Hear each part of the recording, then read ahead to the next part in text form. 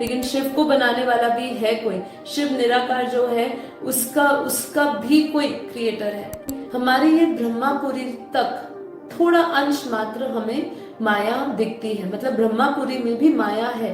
और अगर माया से परे, मतलब जब विष्णुपुरी जाते हैं तो वहां से माया हमारी खत्म, लुप्त हो जाती है। कहते हैं, हमारे शास्त्रों में भी इसका वर्णन किया है और बेहद के ज्ञान में भी हमें समझाया है कि पहले समय ऐसा था कि सूर्य जो था वो धरती के चक्र लगाया करता था। इस धरती के आसपास भी जो पत्थर के समान जो हम एस्ट्रॉइड्स को घूमते हुए देखते हैं, ये बापूजी ने ज्ञान में हमें समझाया कि यही 55 करोड़ नरक है। इस ब्रह्मांड की सृष्टि का क्रिएटर कौन है? अब इस धरती, ये सृष्टि की क्रिएशन कब हुई, क्यों हुई? जहाँ पे गोकुल की बात हुई है ना, ऐसे महागोकुल भी है विष्णुपुरी में। 50% परम तत्व की दुनिया और 50% तीर्थ तत्वों की दुनिया। जो आत्माएं हल्की होती है, पावरफुल होती है, वो ऊपर के लोक में रहती है, वो ऊपर तक जाती है। और कई आत्माएं ऐसी होती है जो धरती लोक पर तक ही सीमित रहती है, जो काम क्रोधी लोभी मोही होती है। कि इस ब्रह्मांड का भी एक परम धाम जो सबसे श्रेष्ठ है, सबसे ऊंचा धाम है,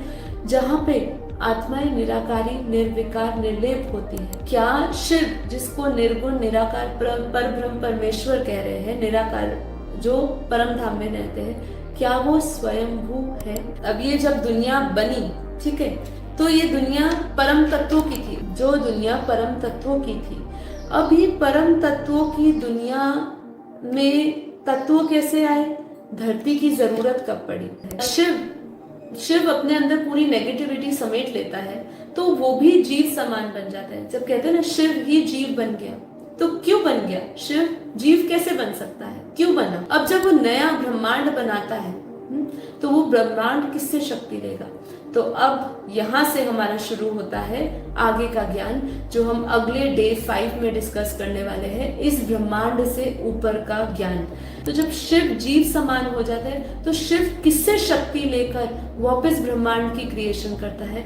ये सुनने के लिए, ये जानने के लिए आपको बेहद के ज्ञान के कोर्स की 5th डे के एपिसोड का इंतजार करना पड़ेगा।